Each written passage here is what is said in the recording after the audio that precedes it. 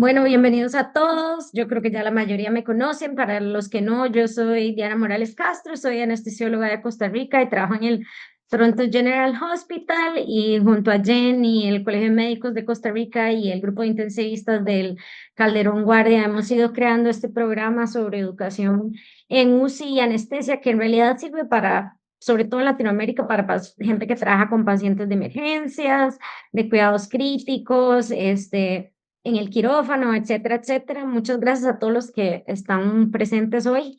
Hoy les presento al doctor Bruno Ferreiro, un gran amigo mío desde hace ya varios años. Tuve la dicha de conocerlo, que es argentino, de conocerlo aquí en Toronto. Y es un experto en todo lo que es cuidado crítico de pacientes hemato-oncológicos y además todo lo que es terapia de soporte y oxígeno no invasivo. Bruno, mil gracias por acompañarnos. Y cuando vos quieras empezar. Como dije recién, un gran placer presentar acá en esta gran iniciativa que me estaban contando el éxito que está teniendo no solo en Costa Rica, sino en toda Latinoamérica. Como argentino y latinoamericano, esto tiene un valor muy especial para mí. Así que el tópico del que voy a hablar hoy es acerca del uso de soporte no respiratorio no invasivo, soporte respiratorio no invasivo en pacientes con insuficiencia respiratoria. Eh, no tengo ningún conflicto de interés relacionado a esta charla. Van a ver que hay algunas diapositivas o algunas figuras que están en inglés y debo decir que si bien, como claramente se ve, mi idioma nativo es el español, hace 10 años ya vivo y practico medicina en Toronto, así que alguna que otra palabrita en inglés se me va a escapar. Pero bueno, voy a tratar de respetar el idioma lo máximo posible. Eh, y bueno, ya sin más, vamos a empezar con un caso muy simple para estimular un poco la discusión. Debo decir que no es esperable que este caso tenga ninguna respuesta correcta, es más que nada para estimular el pensamiento, estimular algo de discusión y si las herramientas informáticas nos favorecen para tener un poquito de feedback inicial y saber cómo la gente practica en otros lugares. Este es un hombre de 55 años que ingresa a la terapia intensiva con un cuadro de fiebre, tos productiva y dificultad respiratoria en las últimas 48 horas. No tiene ningún antecedente médico de importancia. Al examen tiene una frecuencia respiratoria de 30 por minuto, está saturando 92%, dice que tiene algo de disnea leve, no tiene un claro aumento del trabajo respiratorio, por lo menos por lo que uno puede observar clínicamente.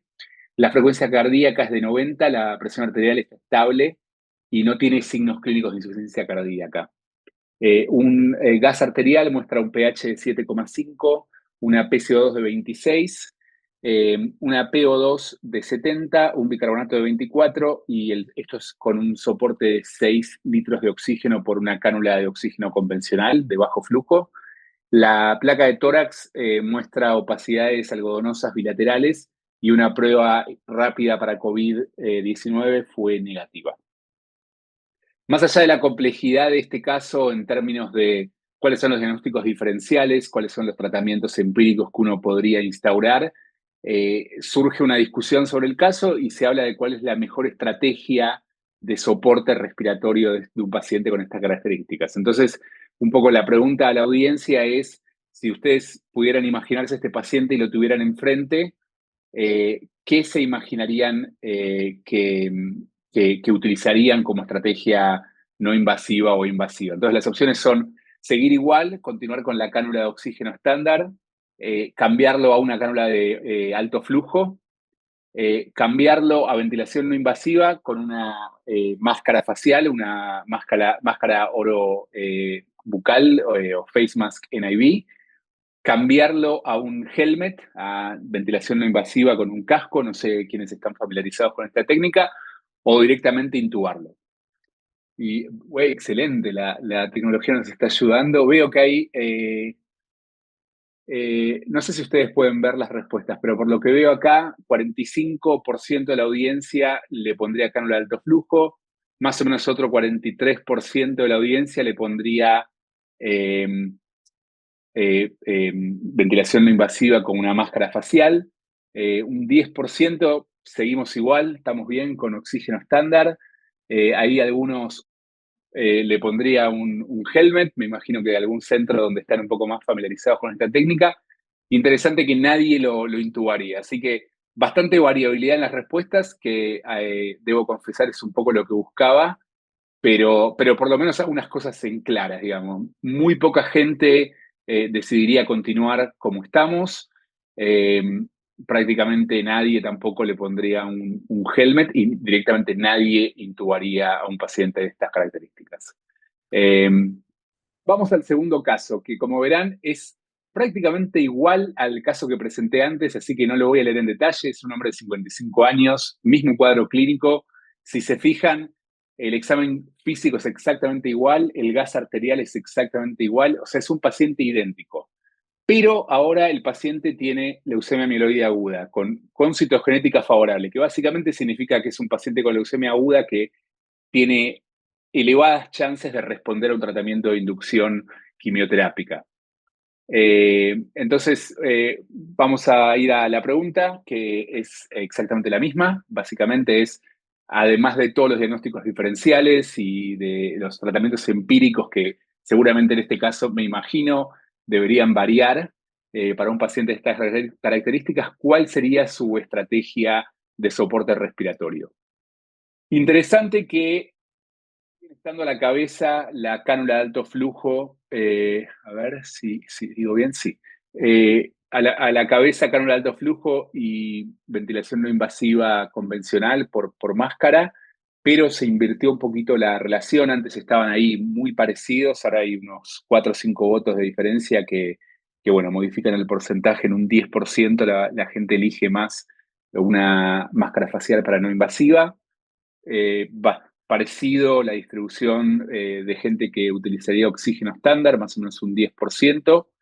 Desapareció el aventurado que quería usar helmet en el caso previo y hay ahora 3 personas que intubarían a este paciente.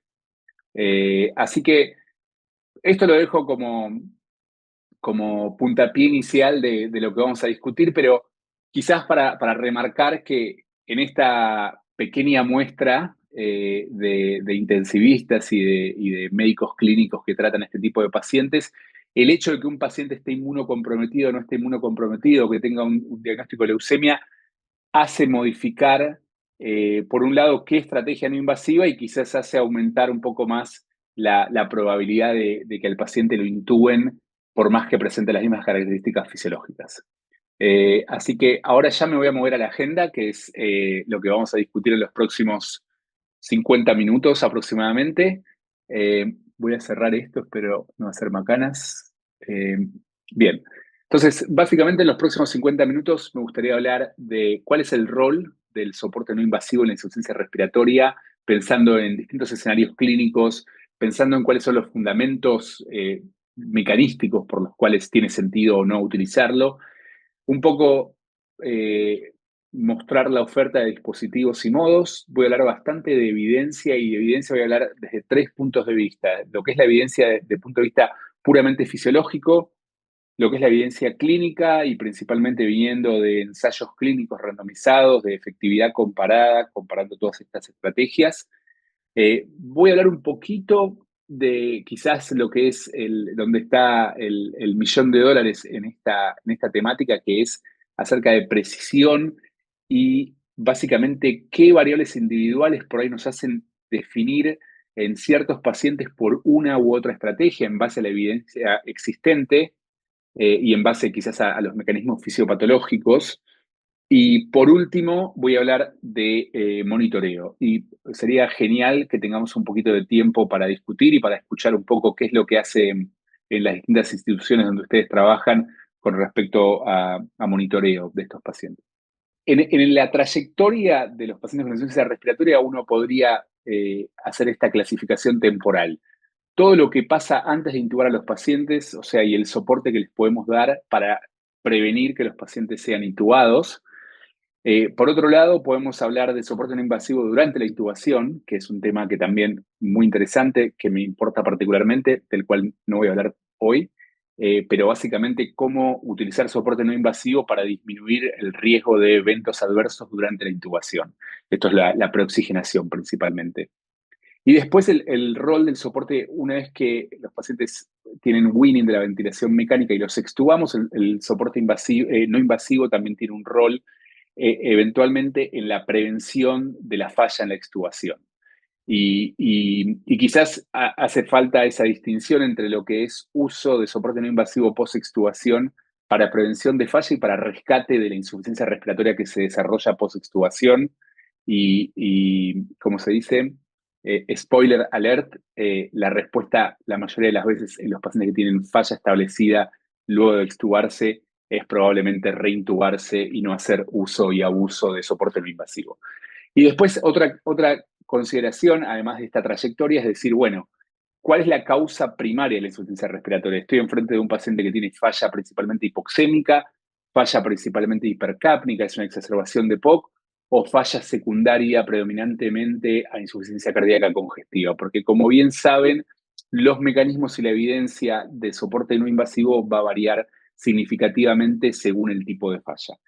En la charla de hoy, la mayor parte del tiempo voy a hablar de esta primera fase y prevención de la intubación y sobre todo para insuficiencia respiratoria hipoxémica. Una de las primeras cosas que aprendemos de la ventilación mecánica como intensivistas es que la ventilación mecánica en sí no es un tratamiento, sino que es una medida de soporte. Entonces, cuando un paciente tiene una injuria pulmonar aguda y, por ejemplo, por neumonía, y uno lo empieza a tratar con antibióticos, eventualmente corticoides o lo que sea, para tratar el proceso etiológico agudo que desencadenó esa injuria pulmonar, uno puede utilizar la ventilación mecánica invasiva como un puente hacia la recuperación y la mejoría, mientras todos los tratamientos etiológicos van haciendo algo de efecto sobre la causa de esa injuria pulmonar aguda. Bueno, de la misma forma uno podría plantear el tratamiento no invasivo y el uso de soporte respiratorio no invasivo como un puente hacia la recuperación de estos pacientes, mientras todos los tratamientos etiológicos actúan sin la necesidad de pasar por una estancia de ventilación mecánica invasiva. Otra de las cosas que quizás no es tan clásica, pero hemos reconocido en los últimos 20 años acerca de la trayectoria de los pacientes con insuficiencia respiratoria, es que además de la injuria pulmonar aguda, muchos pacientes sufren distintos grados de injuria pulmonar secundaria, que muchas veces son esas causas de injuria pulmonar secundaria las que previenen la recuperación de los pacientes. La más clásica, que está recontradescrita, es la ventilación inducida por ventilación mecánica, el daño pulmonar inducido por ventilación mecánica o VILI. En los últimos años se ha reconocido también que el esfuerzo inspiratorio excesivo mediante distintos mecanismos también puede contribuir a injuria pulmonar luego de una injuria pulmonar aguda. Y esos están mediados por mecanismos que están relacionados con un excesivo aumento del esfuerzo inspiratorio que puede llevar a un mecanismo de Pendeluft, que básicamente es transferencia de volumen tidal desde las áreas no dependientes hacia las áreas dependientes, que se da por una diferencia de gradientes pleurales durante el esfuerzo inspiratorio en un pulmón heterogéneo afectado por inflamación aguda, diferentes grados de injuria diafragmática, sea por sobrecarga o por injuria directa, y muchos de estos conceptos han sido llamados dentro de un término medio paraguas que se llama patient self-inflicted lung injury, o en español supongo que sería injuria pulmonar inducida por el propio paciente y por ese mismo esfuerzo inspiratorio vigoroso. A lo que voy con todo esto es que, como vamos a ver, muchas de las estrategias de soporte no invasivo, si bien no pueden considerarse tratamientos per se, sí pueden modular parte de estos mecanismos de esfuerzo inspiratorio exagerado que ocurren en la trayectoria de la insuficiencia respiratoria aguda y que actúan como factores perpetuadores de la injuria pulmonar inicial. Entonces, conceptualmente uno sí quizás podría concebir el uso de soporte no invasivo respiratorio como parte del tratamiento, no tanto de la injuria pulmonar inicial, pero sí como de los factores que actúan perpetuando y previniendo a los pacientes establecer una mejoría marcada luego de la injuria pulmonar. La otra cosa a tener en cuenta conceptualmente cuando uno habla de soporte no invasivo es que posiblemente, esto de vuelta es conceptual, pero vale la pena tenerlo en cuenta porque tiene una consecuencia clínica directa. Existe un espectro donde uno podría utilizar el soporte respiratorio no invasivo de forma segura y beneficiosa para los pacientes. Y ese espectro va desde el paciente está con soporte no invasivo, por lo general está despierto, está respirando espontáneamente, está idealmente algo confortable. En ese escenario de beneficio también eh, disminuimos o evitamos todos los efectos adversos de la intubación, de la sedación, eventualmente la parálisis, la falta de comunicación, etc. Ahora, del otro lado del espectro, donde uno utiliza soporte no invasivo de forma poco prudente, están las consecuencias de ese uso imprudente de soporte no invasivo. Y esas consecuencias son la intubación demorada, cuando el paciente ya tiene mucho menos reserva fisiológica, la perpetuación de esta patient self-inflicted lung injury de la que hablé previamente, la imposibilidad o la dificultad de alguna forma de controlar estrictamente los volúmenes tidal, que es, digamos, el ABC del tratamiento de la falla hipoxémica y del distrés en particular. Entonces, de un lado del espectro es donde se favorece el uso de soporte invasivo, del otro lado del espectro es donde se favorece el uso de la transición a la ventilación invasiva. ¿Dónde está ese sweet spot de beneficio versus daño? Obviamente que es un poco el arte clínico, no tenemos respuestas concretas. A lo largo de la charla, por ahí voy a mencionar algunas cosas que yo particularmente miro en estos pacientes, pero sirve conceptualmente tener esta idea en la cabeza que muchas veces nos movemos en ese espectro y uno tiene que saber cuándo transicionar a ventilación no invasiva, perdón, si cree que está generando más daño que beneficio. Estas son las estrategias de las que voy a hablar hoy y básicamente uno podría decir, todo el soporte no invasivo se resume a tres estrategias, lo que es oxigenoterapia convencional, por la interfase que quieras, cánula nasal común y corriente, máscara de Venturi, máscara con reservorio, ventilación no invasiva y a grandes rasgos para la falla hipoxémica la ventilación no invasiva se puede utilizar con dos interfaces, sea una máscara facial o sea un casco. Cada una de estas interfaces se puede utilizar con distintas modalidades, se puede utilizar con CPAP o una presión continua, o con BPAP, básicamente una presión inspiratoria y una presión expiratoria. Y por último, la dama más reciente del soporte no invasivo, que es la cánula de alto flujo, que ha ganado bastante interés en los últimos años. Uno podría también establecer una perspectiva histórica de todas estas estrategias de oxigenación y de soporte no invasivo. Previo al año 2000 prácticamente era todo oxigenoterapia estándar. La ventilación no invasiva, particularmente en la falla hipoxémica, empezó a ganar terreno luego del año 2000, con algunos ensayos clínicos, particularmente en inmunocomprometidos, que mostraban que quizás la ventilación no invasiva era beneficiosa cuando era comparada con oxigenoterapia convencional. Me pregunto si esos estudios clínicos de alguna forma determinaron el optimismo de mi segunda pregunta cuando presenté el caso del paciente con leucemia, que hubo más interés en ventilación no invasiva en ese caso. Hace el año 2015, con un estudio que vamos a mencionar pronto, viene la cánula de alto flujo y empieza a dominar el terreno, por lo menos en lugares de medianos a altos recursos, sin duda en Norteamérica. Creo que luego, eso, si bien ese gráfico es conceptual, tiene una doble onda. La segunda es post-COVID, la cánula de alto flujo se ha masivizado, no solo en áreas de cuidados críticos, sino fuera de ellas, lo cual está por probarse si esto es beneficioso o no. Y la ventilación no invasiva por helmet, si bien hay estudios de más de 20 años que han utilizado el helmet, poco a poco viene repuntando con cierta evidencia favorable que vamos a describir. Vamos a hablar un poquito de las diferencias fisiológicas entre cada una de estas intervenciones. Y verdaderamente tenemos que empezar con cánula de alto flujo, que quizás es la que tiene la lista de posibles mecanismos fisiológicos de beneficio más compleja. Por empezar, la cánula de alto flujo otorga gas humidificado, que suele ser bastante confortable para los pacientes.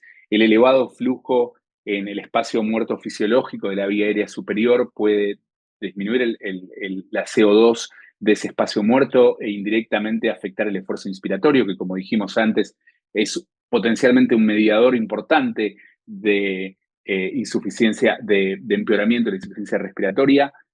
Sin duda, lo que yo siempre digo, el mecanismo fundamental de la cánula de alto flujo, que es el flujo elevado, que básicamente hace que disminuya la resistencia a nivel nasal y principalmente hace que la fracción de oxígeno que llega al alvéolo sea verdaderamente mucho más parecida a la fracción de oxígeno que yo seteo en el Airbow o cualquier dispositivo que se utilice para otorgar cánula de alto flujo, básicamente porque al dar este flujo de oxígeno, esta fracción de oxígeno con un flujo elevado, disminuye mucho el entrainment o el efecto Venturi que un paciente puede tener sobre el aire ambiente, diluyendo la fracción de oxígeno si, por ejemplo, lo otorgo con una máscara con reservorio o con algún otro tipo de oxigenoterapia de menor flujo.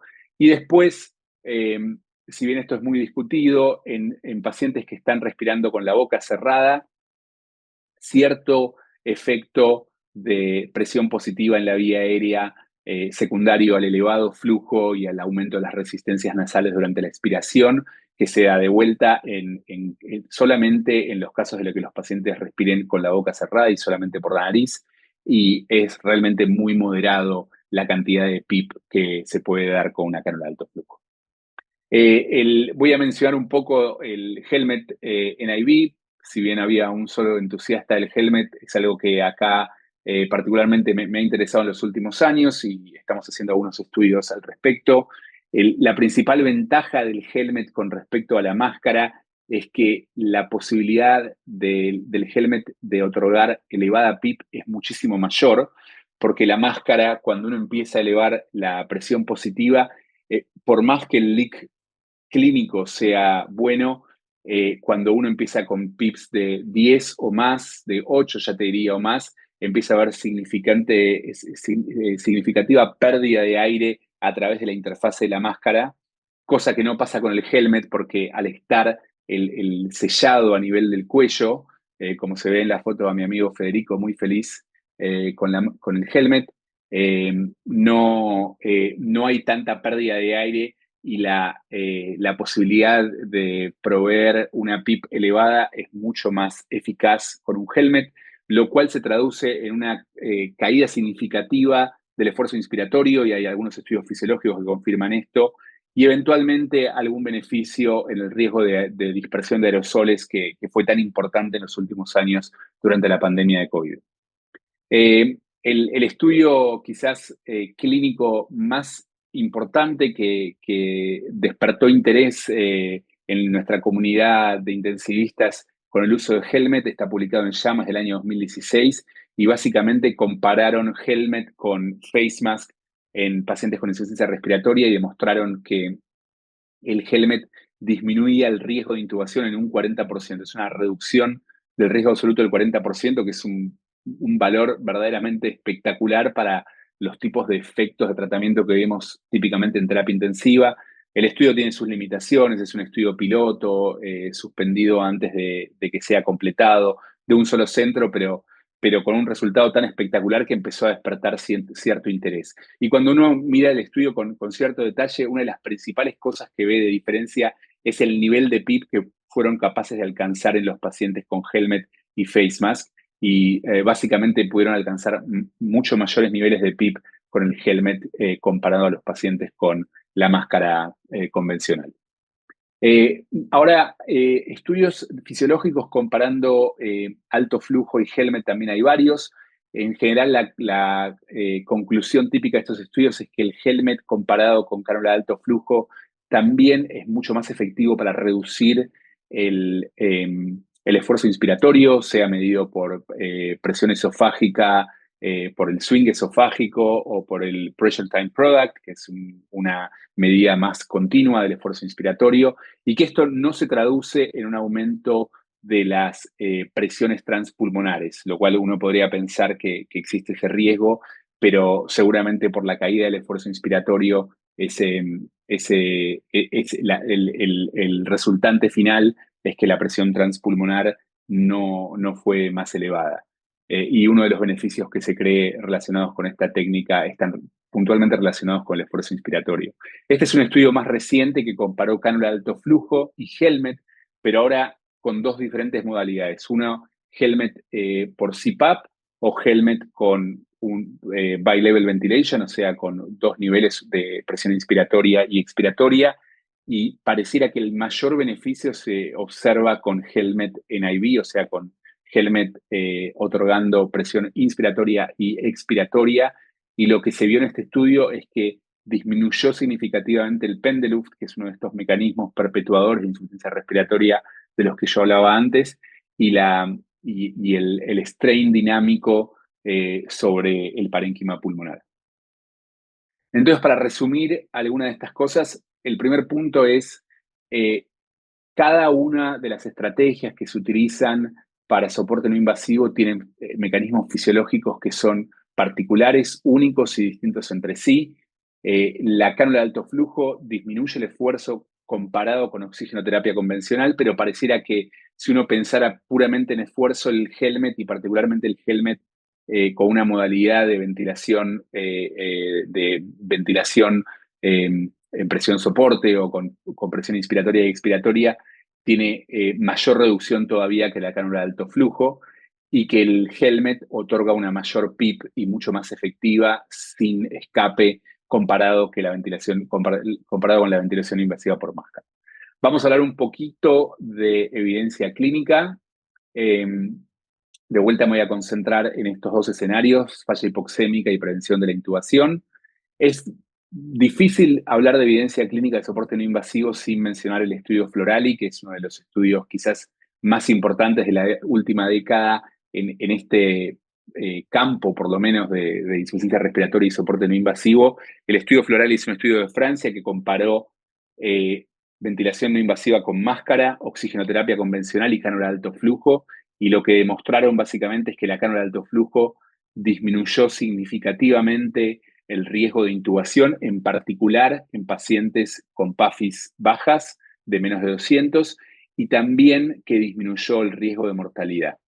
Otra cosa interesante del estudio Florali es que cuando se compararon los tres, pareciera que el grupo que peor le fue el grupo que recibió ventilación no invasiva con máscara, lo cual hasta este momento venían los entusiastas de utilizar ventilación no invasiva con máscara en insuficiencia hipoxémica, pero se empezó a prestar atención y se empezó a pensar que quizás, por lo menos en los grupos de pacientes más severos, como los que se ven en la primera parte del gráfico, la ventilación no invasiva con máscara puede generar algún tipo de daño cuando se compara al menos con oxigenoterapia convencional y cánula de alto flujo. Con un grupo de colegas acá en Toronto hicimos lo que se llama un network metaanálisis de toda la evidencia disponible sobre el uso de soporte no invasivo en insuficiencia respiratoria aguda. Y básicamente esto es una estrategia ligeramente sofisticada que compara todas las posibilidades entre ellas a través de comparaciones directas e indirectas y trata de establecer conclusiones de efectividad. Lo que observamos nosotros en este estudio es que cuando comparábamos con oxigenoterapia convencional, tanto la ventilación invasiva con máscara como la cánula de alto flujo como el Helmet disminuyeron el riesgo de intubación, pero lo que observamos también es que cuando hicimos ciertos análisis de sensibilidad, que es de alguna forma decir, bueno, ¿qué pasaría si solo incluimos pacientes con insuficiencia respiratoria más grave? ¿O qué pasaría si en algunos estudios había pacientes con EPOC o con insuficiencia cardíaca? ¿Qué pasa si sacamos esos estudios? Bueno, lo que vimos es que los beneficios potenciales de la ventilación no invasiva por máscara desaparecían. Entonces, un poco confirmando lo que arrojaba el estudio Florali, de decir, bueno, quizás la ventilación por máscara, no invasiva por máscara, podría no ser del todo segura, particularmente en aquellos pacientes con formas más graves de insuficiencia respiratoria. Otra cosa que observamos interesantemente, que empezó a despertar mi interés personal en el Helmet, es que cuando uno miraba las medidas relativas de efecto, el helmet pareciera que era al que mejor le iba. Ahora, una consideración importante, una limitación importante es que cuando uno miraba los ensayos clínicos que evaluaron el helmet, en general eran ensayos clínicos pequeños, de un solo centro, que por ahí tenían muchísima experiencia con el uso del helmet, entonces era difícil saber si eso se podía realmente aplicar a otros ensayos. Y cuando uno analizó, de alguna forma le pusimos como una calificación a la evidencia de cada una de estas conclusiones que sacamos, y la calificación que le pusimos a la evidencia proveniente de los estudios de Helmet en general era bastante mala. Era como decir, bueno, esto es interesante, puede haber una señal acá, pero necesitamos estudios clínicos un poco más robustos para demostrar la eficacia de esta estrategia. Un poco como resumen de todo esto, la cánula de alto flujo pasó a ser quizás la vedette del uso de las estrategias de soporte no invasivo y las guías de práctica clínica en el año 2020, esto es justo antes de COVID, sugirieron el uso de cánula de alto flujo como estrategia inicial en pacientes con insuficiencia respiratoria aguda hipoxémica. ¿Qué pasó durante COVID? Y quizás acá voy a ir un poquitito más rápido para tener tiempo para el resto y para contestar preguntas. Pero básicamente COVID fueron un par de años donde se hicieron decenas de estudios de soporte no invasivo en el terreno de COVID y empezó a surgir un poquito más de evidencia de Helmet. Quizás el estudio más importante a mencionar con respecto a Helmet proviene de Italia, que Italia es un país que tiene mucha experiencia y mucho entusiasmo en el uso de Helmet. Y básicamente este es un estudio que se llama Genibot, proviene de Roma, y compararon, es la primera vez de hecho que un ensayo clínico compara Helmet con cánula de alto flujo en pacientes con insuficiencia respiratoria, en este caso secundaria COVID, y demostraron una reducción significativa del riesgo de intubación con Helmet cuando fue comparado con cánula de alto flujo.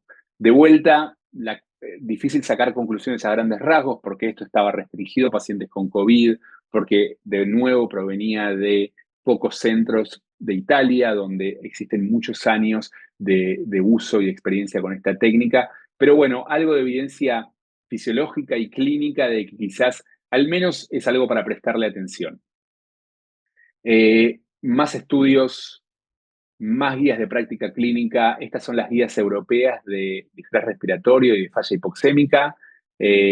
Menciono las europeas porque las guías americanas que están publicadas en el Blue Journal no elaboraron ninguna recomendación sobre soporte no invasivo, pero las guías europeas básicamente sí establecieron ciertas recomendaciones y un poco en conclusión de toda la evidencia que presenté, dicen que la cánula de alto flujo debería utilizarse versus oxigenoterapia convencional para disminuir la intubación en pacientes con insuficiencia respiratoria hipoxémica, y es la única recomendación fuerte, es la única donde se la juegan y dicen esto es lo que hay que hacer.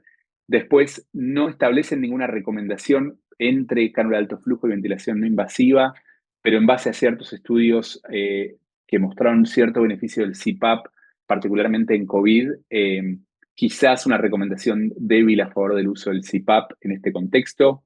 De vuelta, no ninguna recomendación fuerte entre no invasiva o CPAP y oxigenoterapia convencional, con una aclaración para COVID, quizás favoreciendo el uso de CPAP. Y de vuelta, no hacen ninguna recomendación acerca del helmet ni de ningún tipo de modalidad en particular si uno eligiera ventilación no invasiva. Como dije inicialmente, quizás el millón de dólares en esta pregunta es, bueno, está bien, estas son todas las estrategias que yo tengo, pero ¿cuáles son las características individuales de cada paciente que me hacen a mí identificar, quizás este es más un paciente para Helmet, quizás este es más un paciente para cánula de alto flujo, quizás este es un paciente que va a andar bien con oxigenoterapia, porque como todas las herramientas o los tratamientos médicos, existe lo que se llama heterogeneidad de efectos de tratamiento y posiblemente hay ciertos subgrupos que responden mejor a una estrategia que a otra. Entonces, brevemente voy a comentar algunas de las características individuales de los pacientes que quizás uno debería prestar atención para decir, bueno, este quizás es un paciente que está más para esta estrategia versus la otra. Algunas pueden estar basadas en cuál es la etiología de la insuficiencia respiratoria. Por ejemplo, como dije antes, en COVID tenemos un poco más de evidencia que quizás CPAP es mejor que otras estrategias, incluyendo cánula de alto flujo. Entonces, hay fundamentos basados en evidencia para decir quizás estos pacientes se benefician más del CPAP. Inmunocomprometido versus inmunocompetente, particularmente no hay mucha evidencia de que una estrategia sea mejor que la otra. Están estos estudios viejos diciendo que la ventilación no invasiva podría ser beneficiosa, pero más recientemente estudios mejores diseñados, multicéntricos, más grandes, un poco contradijeron esa percepción de los años 2000 y quizás con lo que mostré antes de estudios florales hasta uno debería tener cierta precaución, sobre todo en los pacientes con formas más severas de insuficiencia respiratoria. La severidad de la hipoxemia quizás es otro parámetro, la PCO2 basal, como voy a mostrar en la siguiente diapositiva, y quizás entendiendo que el efecto de estos dispositivos para el grado de esfuerzo inspiratorio es bastante dispar, quizás el esfuerzo inspiratorio, si uno lo pudiera medir o tuviera herramientas para medirlo rutinariamente, nos ayudaría a seleccionar una estrategia por sobre la otra. Este es un estudio que es un análisis secundario del estudio que mostré previamente de Helmet en COVID, y básicamente lo que hicieron fue dividir a la población en aquellos que tenían una PCO2 basal normal o elevada, o sea, más de 35, y en aquellos que tenían una PCO2 baja.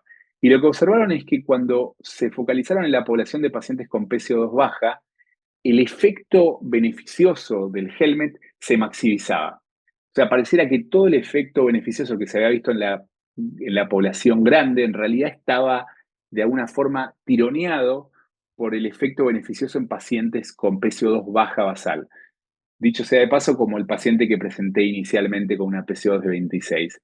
Y si bien no tenían lamentablemente medidas de esfuerzo respiratorio de todos estos pacientes, este es un ensayo que se hizo durante COVID, o sea que obviamente era muy, muy difícil hacer investigaciones en ese escenario, pero uno de los mecanismos fisiopatológicos que los autores plantean es que quizás la PCO2 baja es un factor que identifica a los pacientes que tienen esfuerzos más elevados y que tienen mayor drive para respirar, y esos son los que se benefician más de una estrategia que targetea el esfuerzo en particular. Voy a seguir lo de inmunocomprometido, así podemos focalizarnos un poquito en prevención de falla y en monitoreo. Quiero seguir por otros 10 minutos, así tenemos algo más de 10 minutos para discutir. Ya vi que hay un montón de preguntas, así que me las voy a guardar para el final. Entonces, hasta ahora vinimos hablando de este primer escenario que es falla hipoxémica de novo o prevención de la intubación. Ahora vamos a movernos al otro espectro del ventilador, nos salimos del otro lado del ventilador y decimos, bueno, ¿cuál es el rol del soporte no invasivo una vez que estoy haciendo weaning de estos pacientes, los extubo y yo quiero prevenir que estos pacientes fallen? Y acá hay un montón de evidencia, también hay un montón de ensayos clínicos, hay un montón de metaanálisis en este área, pero todo se reduce a esta diapositiva. Uno podría pensar tres escenarios diferentes. El primero es el paciente que yo extubo y tiene bajo riesgo. Y ese paciente que extubo y tiene bajo riesgo, de vuelta, gran pregunta es cómo definir ese riesgo. Hay algunas medidas objetivas, hay algunos scores, hay algo de investigación que yo estoy haciendo al respecto también. Pero básicamente, pongamos el paciente que no tiene patología respiratoria previa, no tiene patología cardiovascular previa, estuvo intubado por un periodo corto, postoperatorio inmediato, no de cirugía abdominal, quizás de cirugía ortopédica, donde no hubo manipulación ni del abdomen ni del tórax. Ese paciente quizás hasta se puede extubar a aire ambiente, o si tiene algún que otro factor de riesgo, hay algo de evidencia que sugiere que estos pacientes quizás extubarse a cánula de alto flujo los beneficia y disminuye el riesgo de que fallen. Ahora, el paciente con riesgo elevado de falla en la extubación, pensemos paciente con ventilación mecánica prolongada, con fragilidad, con patología cardiovascular o respiratoria crónica, paciente añoso, más de 65 años en general es lo que se considera mayor riesgo, paciente obeso. Esos son los pacientes que más se benefician de soporte no invasivo previo. Uno podría decir, ¿cuál es la mejor estrategia? Cánula de alto flujo o ventilación no invasiva. Bueno, la evidencia sugiere que quizás la combinación de ambas en el paciente que tiene verdaderamente elevado riesgo, y en esos me centraría en los que tienen patología respiratoria y cardiovascular crónica, pacientes aniosos y pacientes obesos, quizás se benefician por una combinación de ambas. Y hay algunos ensayos que lo que hicieron fue hacer sesiones de ventilación no invasiva con cánula de alto flujo en los descansos, y eso comparado con cánula de alto flujo, ni hablar con oxigenoterapia convencional, disminuye el riesgo de extubación. Me interesaría saber qué hacen ustedes en sus prácticas. A nosotros, particularmente en Toronto, muchas veces nos cuesta poner a estos pacientes en cualquier tipo de soporte porque la percepción del equipo tratante es, no, el paciente está lo más bien, lo extubamos y después vemos. Lo extubamos y después vemos me lleva al tercer punto, que es, ¿qué pasa con ese paciente que se extuba, que está lo más bien por horas, inclusive por días, y que de golpe desarrolla nueva falla respiratoria establecida luego de haber sido extubado? Ese paciente, por lo general, el uso de soporte no invasivo es riesgoso porque tenemos el riesgo de poder demorar la reintubación y intubarlo en un momento donde están con muchísima menor reserva fisiológica.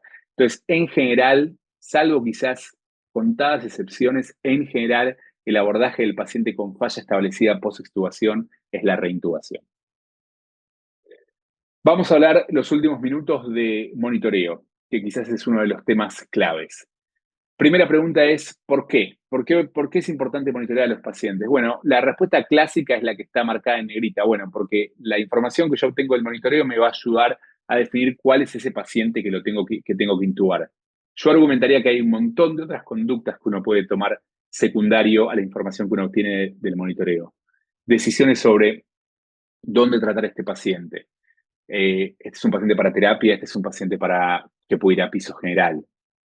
Es con mucho cuidado en ciertas situaciones y según la estrategia que uno utiliza, eventualmente utilizar estrategias de sedación no con propofol, con algo como en algunos lugares remifentanilo, donde utilizamos mucho dexmedetomidina para sedación suave y leve de estos pacientes.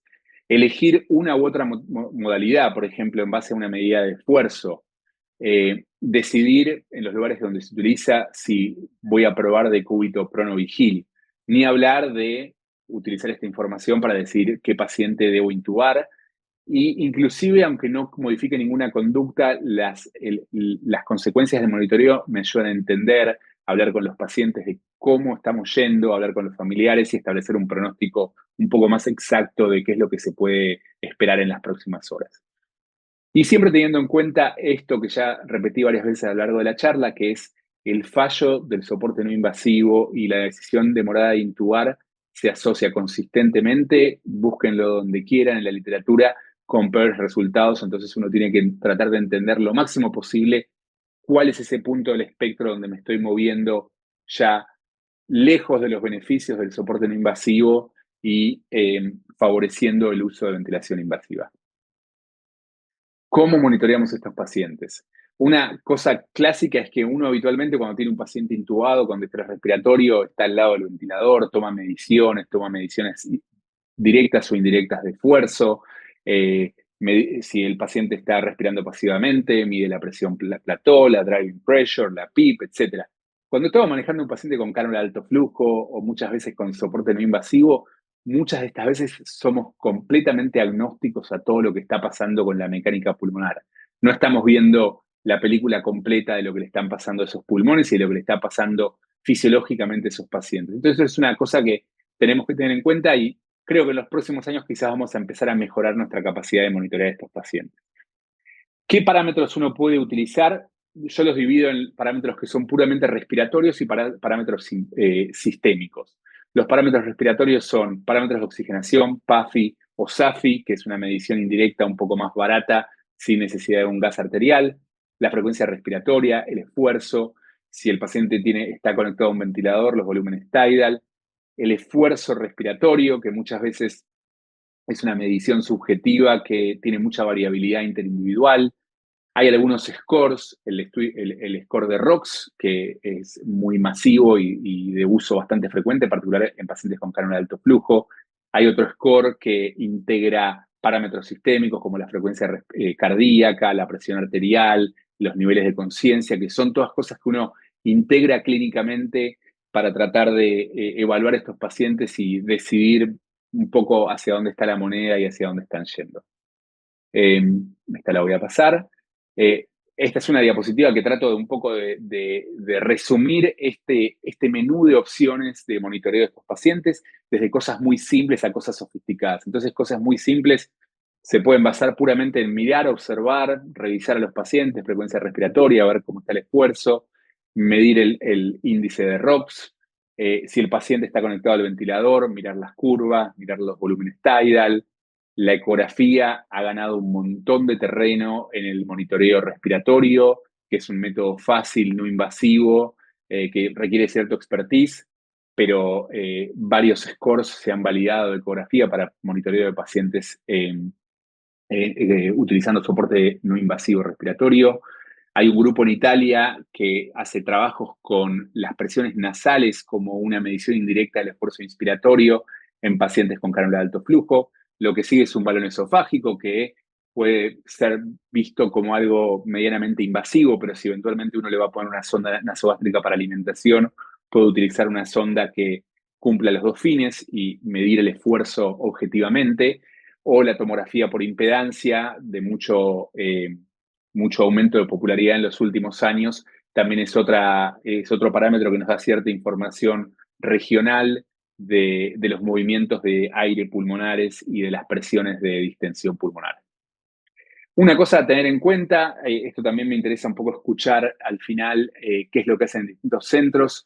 Lo que yo veo en mi práctica es que la cánula de alto flujo, luego de la pandemia de COVID, ha salido de la terapia intensiva. Pre-COVID, en mi hospital jamás se utilizaba cánula de alto flujo en una sala de internación general. Luego de la pandemia, por cuestiones obvias, por un tema de capacidad de las terapias, la cánula de alto flujo se ha instaurado en los pisos generales de internación. Pero hay que tener en cuenta que también nos hemos ido de utilizar esta terapia fuera de la terapia intensiva, pero también de un lugar claramente monitoreado a un lugar con muy poco monitoreo. Y eventualmente es algo uno practica como le parece y muchas veces como los recursos permiten, pero siempre tener en cuenta cuando uno evalúa a un paciente con cánula de alto flujo en piso, que es un paciente que quizás 7 años antes, 6 años antes, es un paciente que estaba en terapia intensiva y porque ahora con con esta estrategia que es relativamente fácil de utilizar porque tiene únicamente dos parámetros, la fracción de oxígeno y el flujo. Uno puede tener pacientes que en realidad están muy hipoxémicos, pero de alguna forma enmascarados en piso, con muy poco monitoreo, como deberían tener. Algunas áreas de incertidumbre en este área. La cánula de alto flujo está empezando a tener cierto atractivo valor en pacientes inclusive con falla hipercápnica, particularmente una cánula de alto flujo que algunos estarán familiarizados, que es la dual, que tiene básicamente unas cánulas asimétricas según el lado y genera flujos más turbulentos que tienen más efecto de washout de la CO2 a nivel de la vía aérea superior. ¿Cómo hacer winning de pacientes con cánula de alto flujo? No hay verdaderamente mucha guía y creo que hay un montón de variabilidad en la práctica de cómo destetar a los pacientes de la cánula de alto flujo. Como ya dije antes, cómo y dónde monitorear a estos pacientes luego de la pandemia de COVID, que se expandió el uso de soporte no invasivo fuera de la terapia intensiva, lo cual también se refiere al cuarto punto. La eficacia y la aplicabilidad del helmet mostró un montón de evidencia fisiológica y clínica acerca del helmet, pero todavía creo que falta evidencia fuerte para convencernos de que esta es una estrategia eficaz y segura en el contexto de pacientes con insuficiencia respiratoria. Y después muchas otras cosas que no son soporte no invasivo, pero que son decisiones médicas importantes alrededor de tratar a estos pacientes con soporte no invasivo. Cómo alimentar a estos pacientes, cuán agresivo ser con la fisioterapia y la movilidad, y si existen drogas y estrategias de sedación leve que aporten verdaderamente un beneficio. Esta es mi última diapositiva. Creo que los puntos salientes de la charla son que espero haberlos convencido que el soporte respiratorio no invasivo tiene un rol central en los pacientes con insuficiencia respiratoria aguda, en toda la trayectoria de los pacientes con insuficiencia respiratoria aguda, que el monitoreo es clave y eso es independiente del dispositivo o modalidad utilizada. Y por último, que este es un campo en evolución y que si tengo que darles esta charla en 5 años, espero que les voy a decir cosas muy diferentes porque hay un montón de evidencia que viene surgiendo y que sigue surgiendo y que quizás va a cambiar nuestra percepción de muchos de estos dispositivos que utilizamos. Un pequeño chivo a un estudio randomizado que estamos haciendo acá en Canadá, que se llama HONOR, que básicamente es comparar el helmet con cánula de alto flujo. A los que están interesados nos pueden escribir, mi mail está al final. Hemos desarrollado un video que lo pueden acceder ahí con el código QR de cómo poner el código, perdón, de cómo poner el casco, cómo setear los parámetros ventilatorios iniciales en estos pacientes. Y eso es todo, ahí está mi email y más que encantado de tomar un ratito para preguntas y discusión. Bruno, demasiadas gracias. O sea, me encantó la charla, lo pones todo tan sencillo y nos encanta tener un experto en esta área que ya sé que en 5 años, cuando ojalá podamos tener la charla de nuevo, va a ser un montón de evidencia de la que vos estás generando. Bueno, primero agradecerte y luego voy a empezar aquí con las preguntas que veo. Dicen Dale. aquí que cuál bibliografía o libro o artículo recomendarías para extender el conocimiento sobre este tema de soporte ventilatorio no invasivo. Eh, Mira, creo que los libros clásicos debo reconocer que hace mucho que no leo libros clásicos de terapia intensiva, pero los he leído en su momento cuando empecé mi camino y principalmente me actualizo con literatura científica a través de papers. Pero bueno, para mirar los mecanismos fisiológicos clásicos de ventilación no invasiva, el libro de Marini, todos los libros clásicos de terapia van a ir muy bien. El libro de Tobin y de Marini quizás son Biblias de la ventilación mecánica, todos tienen capítulos de ventilación no invasiva y muchos de los conceptos de aplicación de ventilación invasiva en realidad también se aplican a la ventilación no invasiva. Con respecto a papers, lo que te ofrezco, Diani, es obviamente que tengo una lista, pero para hacerlo más sencillo, quizás comparto con vos algunos y te mando. Hay muy buenas revisiones, hay muy buenas revisiones de Helmet, de carga de alto flujo. Hay una que publicó, así que se me viene a la cabeza rápido, una de mis colegas, Lavina Munshi, que está publicada en el nada más ni nada menos que el New England Journal of Medicine, que es una revisión narrativa sobre estrategias no invasivas, muy recomendable, mucho de lo que yo dije está ahí. Y después hay otra de ICM, que el primer autor es Domenico Grieco, que también está citado en varias de mis diapos, y que habla bastante más de Helmet porque es italiano y obviamente tiene el sesgo hacia ahí. Vas a tener que escribirnos una en español para Latinoamérica. Dice, la máscara de helmet, ¿cuántas horas es lo máximo que lo pueden tener puesta? Dice, he observado en pacientes que no lo toleran por ansiedad. Sí, excelente pregunta. Quizás debería darle un poquito más de eso. No existe un límite de horas de lo que se puede usar. Verdaderamente hay muy poco, en los pacientes que lo toleran hay muy poco riesgo de daño. Una de las cuestiones prácticas del helmet es que cuando lo utilizamos con ventilación bimodal, el helmet se mueve hacia arriba y hacia abajo bastante. Para evitar ese movimiento se utilizan unos... como unas banditas que se ponen debajo de las axilas y hay que tener cuidado con esas banditas porque muchas veces pueden generar úlceras por decúbito, entonces por ahí hay que poner unas gasas, unos algodones, algo para evitar que eso genere fricción, o sea que eso puede ser una limitante del uso.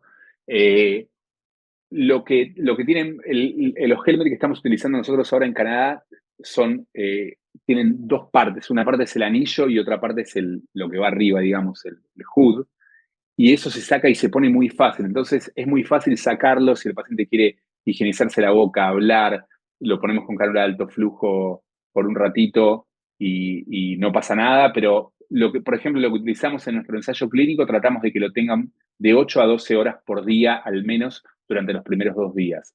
pero eso está basado un poco en una traducción indirecta de los estudios que mostraron beneficio. El tema de la ansiedad es un tema muy limitante.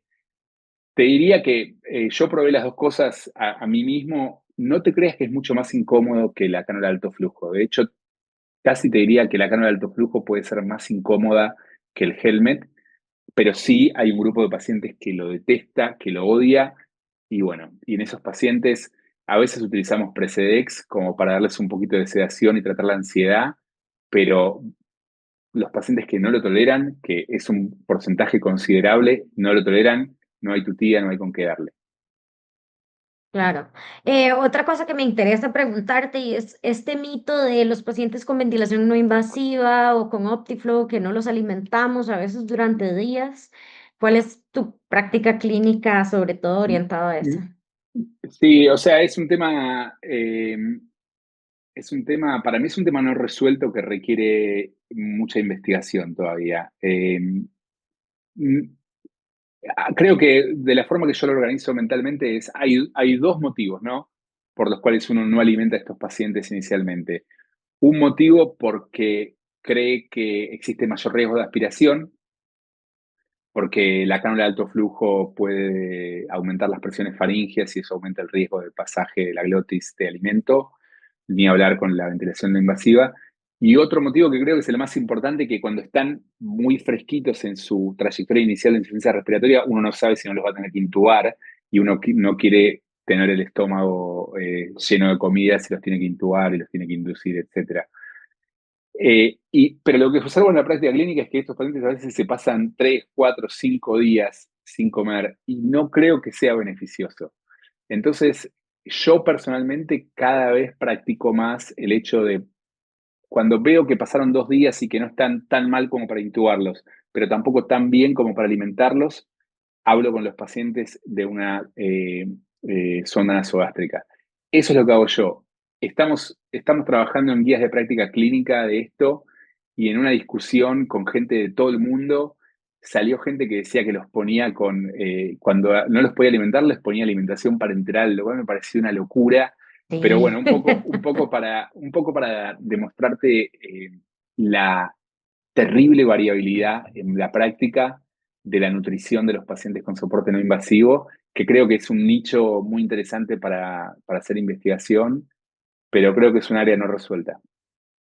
Sí, claro. Bueno, nosotros igual conocemos gente que alimenta a los pacientes hasta con ventilación mecánica activa si están despiertos y sienten que Claro, tienen la posibilidad. Y bueno, también que lo hemos hecho para muchos pacientes en los que decimos, bueno, nunca se van a liberar del ventilador y lo que quieren es comer, pues y también a veces lo dejamos comer.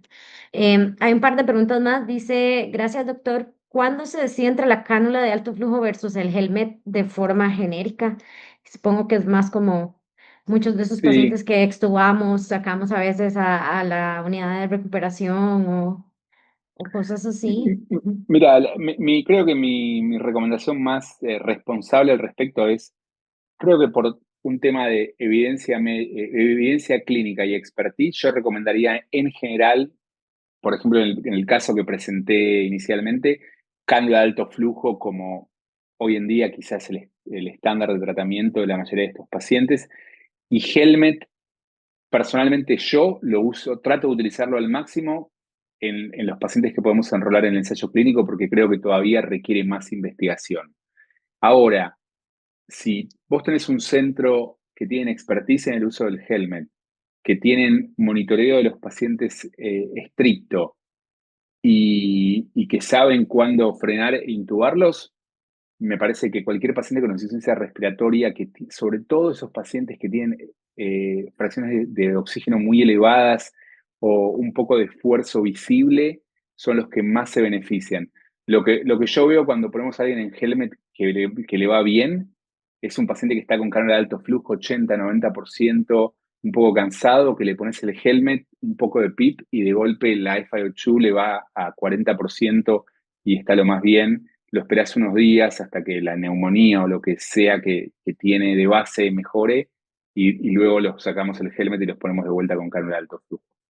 Pero si sos un centro que no tiene mucha experiencia o cero experiencia en helmet, diría que es algo que se tiene que organizar de alguna forma y tiene que haber, digamos, una política de instauración ordenada y responsable, digamos, porque tiene sus riesgos también. Hay otra pregunta que dice, ¿cómo se programa el ventilador al usar cánula de alto flujo? ¿Cánula o helmet? Dice Eh, cánula de alto flujo, no sé si era... Bueno, la cánula se puede utilizar, hoy en día la cánula de alto flujo se puede utilizar con ventilador o sin ventilador. La mayoría de los ventiladores modernos tienen modalidades para cánula de alto Ujú. flujo. Nosotros en nuestra terapia donde yo trabajo tenemos hoy en día todo servo Macket y usamos alto flujo a través del servo. Y básicamente son dos parámetros, o sea, por un lado está la humidificación, que se setea como cualquier humidificador, y después está el flujo y la fracción de oxígeno. Básicamente son los dos parámetros que ponemos. Si uno traduce los ensayos clínicos que utilizan cánula de alto flujo, en general empezás con flujos elevados de 50 a 60 litros por minuto y FiO2 alta, y después vas bajando la fracción de oxígeno, siempre targeteando una saturación entre 92 y 97%, también para evitar el riesgo de hiperoxia, que es otro potencial riesgo en pacientes con insuficiencia respiratoria aguda. Sí, aquí hay un comentario que más bien dice que la humedad con cánula de alto flujo, ¿verdad? Siempre es súper importante. De hecho, es lo que nos permite Fundamental. ahora este, usar la cánula de alto flujo tanto. Creo que no veo más preguntas. Primero agradecerte muchísimo, Bruno, por haber compartido toda tu experiencia con nosotros. Es un placer y espero que después podamos tener más charlas, sobre todo para lo que es ventilación o soportes no invasivos para extubación, etcétera, etcétera. Y ya esperaremos contar. Muchísimas gracias, estuvo excelente la charla. Encantado. Es, Un placer y bueno, no los conocí, pero un placer. Veo que hay un montón de gente, así que genial. Espero que haya servido. Y acá estoy. hay una pregunta en el chat, perdona, que es que no la había Sí. visto. Dice aquí, dice del doctor Sánchez Swing, que es el padre de nuestro posgrado de anestesia en Costa Rica. Dice que muchas gracias por la charla, que la clave del éxito en ventilación no invasiva consiste en la escogencia adecuada del candidato. Y dice que aproximadamente qué porcentaje de los pacientes de tu centro terminan en conversión a una ventilación mecánica invasiva. Mira, sí, estoy de acuerdo con la primera aseveración. Es fundamental la elección adecuada del candidato y no poner soporte respiratorio a un paciente que requiere ser intubado o que ya está agotado y pasado fisiológicamente. 100% de acuerdo. No tenemos estimaciones de nuestro centro, pero sí tenemos algunas estimaciones iniciales de nuestro ensayo clínico y más o menos te diría que ronda entre el 30 y el 40%. Que si mirás los ensayos clínicos grandes de estrategias de soporte no invasivo, más o menos el riesgo de intubación es de un 35%. Así que coincide con la literatura. O sea que bueno, un poquito más de, digamos, uno cada tres pacientes termina intubado. Perfecto. Y otro anuncio para todos los que se unieron hoy y si quieren compartirlos, ya saben que los webinars son gratuitos. Y el próximo webinar que vamos a tener es el 22 de agosto y va a ser con el doctor Edifan que nos va a hablar de estrés respiratorio severo y ECMO venoso. Así que aprovechenlo mucho porque es un éxito que día esté sacando también Recomiendo tiempo. fuertemente esa charla. Sí. Dice, nosotros como gente que trabaja con él y que ha sido nuestro mentor, recomendamos fuertemente lo que son las charlas con él. Pero además vamos a tener traducción Y voy a hablar en en español ahí, ¿no? español. Ah, sí, sí, claro, ¿verdad? También vamos a tener traducción simultánea al español y como ya saben, si no se pueden unir, igual tenemos después todas nuestras clases editadas y en línea y la idea es crecer todo este programa de educación para Latinoamérica y que en Latinoamérica sigamos creciendo y manejando nuestros pacientes cada día mejor, que es de un poco de la meta de nuestro programa. Y muchísimas gracias, como siempre, a Jennifer de Healthcare, que es Está encima de todo y gracias a ella podemos tener un proyecto tan exitoso. Muchas gracias. Bruno, Saludos a todos. muchísimas gracias. Pronto Un espero placer. volver a tenerte por Dale. acá. Saludos para todos. Chao. Chao. Muchas gracias a todos por conectarse.